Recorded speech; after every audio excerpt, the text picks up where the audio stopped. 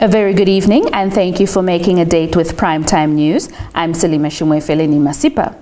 The fourth industrial revolution in Daba continues to headline our top segment tonight. With a digital future clearly unavoidable and inescapable, President Dr. Hage Geingob has set sights on ensuring that the requisite legislation is in place to ensure the rights of the citizenry are guaranteed online.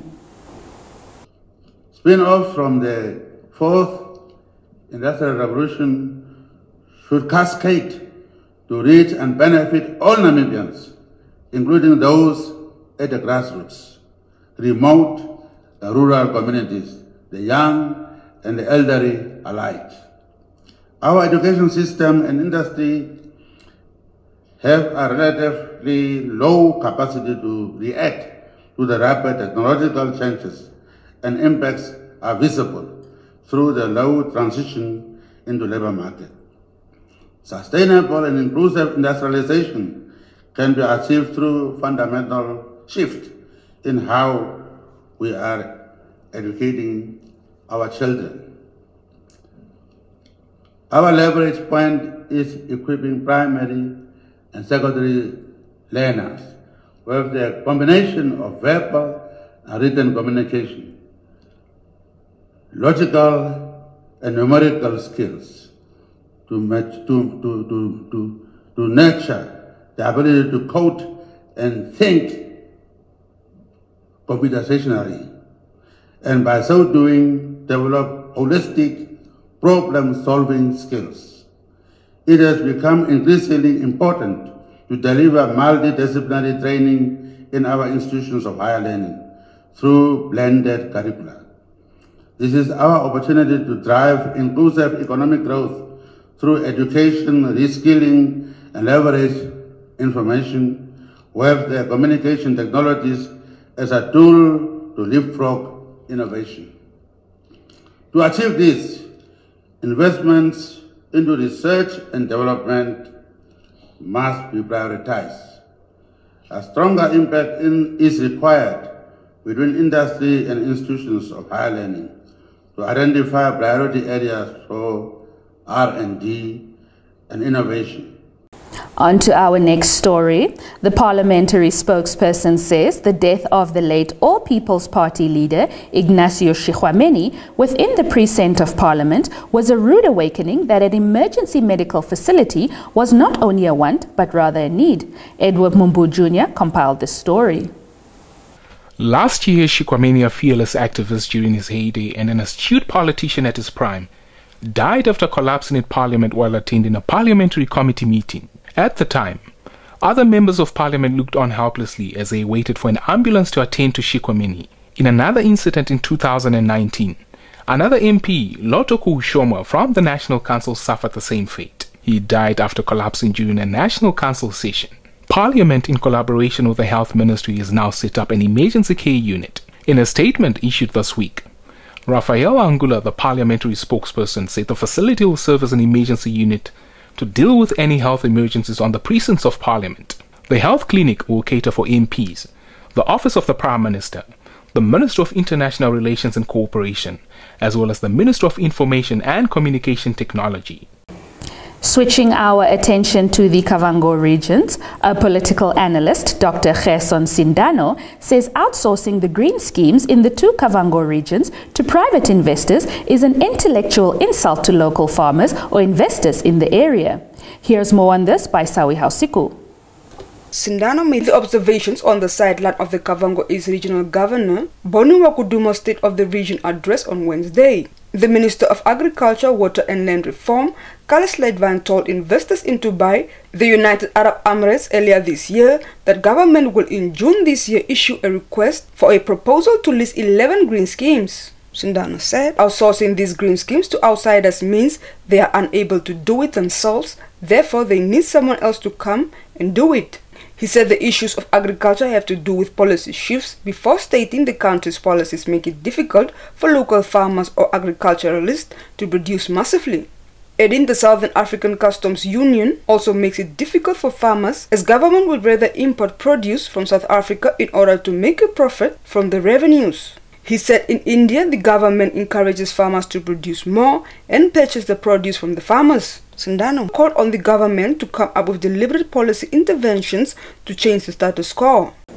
Back in the Commerce region, the Communications Regulatory Authority of Namibia on Tuesday launched a national SIM card registration awareness campaign in the capital. Shalva Wells gives us the details.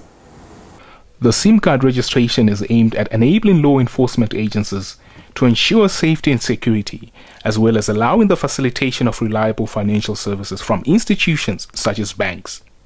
The campaign, to run from 7 June to 31 December 2022, will engage the public through activities such as a nationwide roadshow and panel discussions with relevant stakeholders to raise awareness and inform everyone about the SIM card registration conditions issued under the Communications Act of 2009.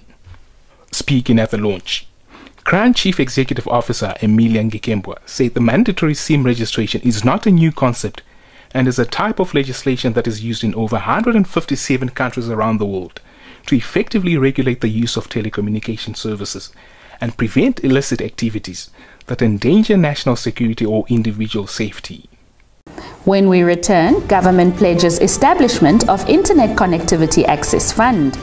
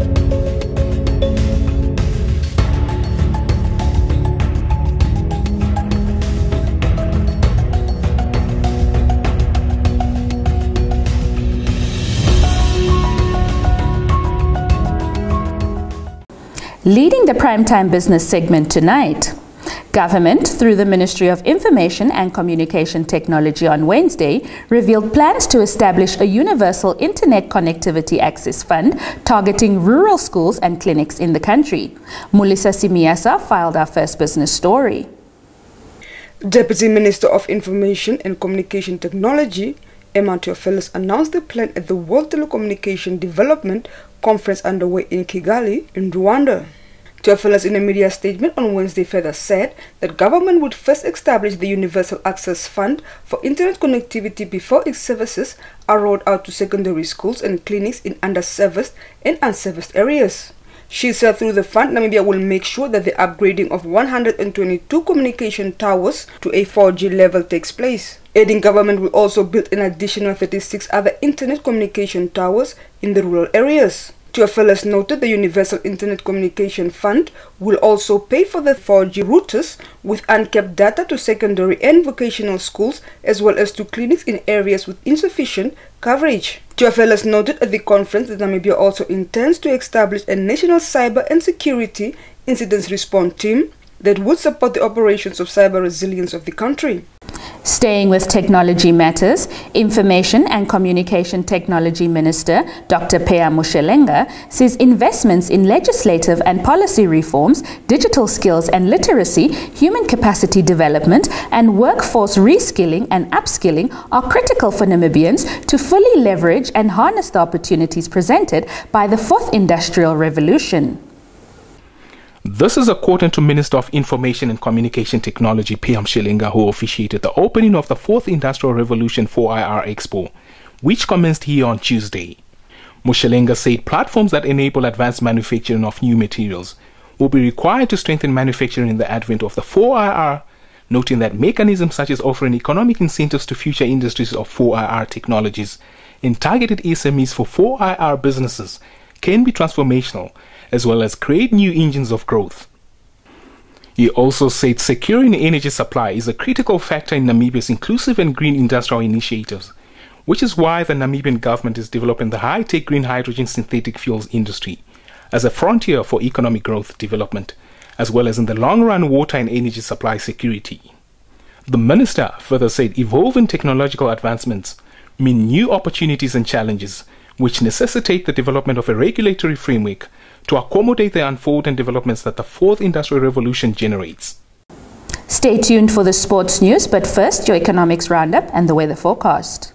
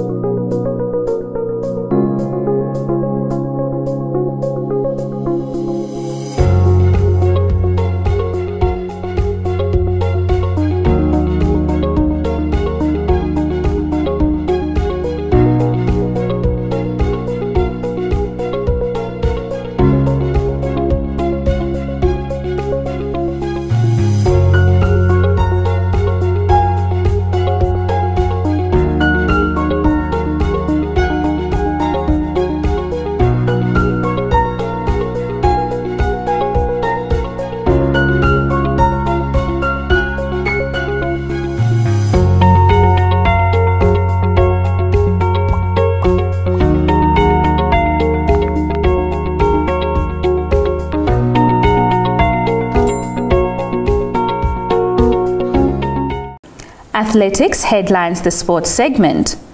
Day 1 of the 22nd edition of the Confederation of African Athletics Senior Championships saw Namibian athletes giving it their all against the continent's best on Wednesday.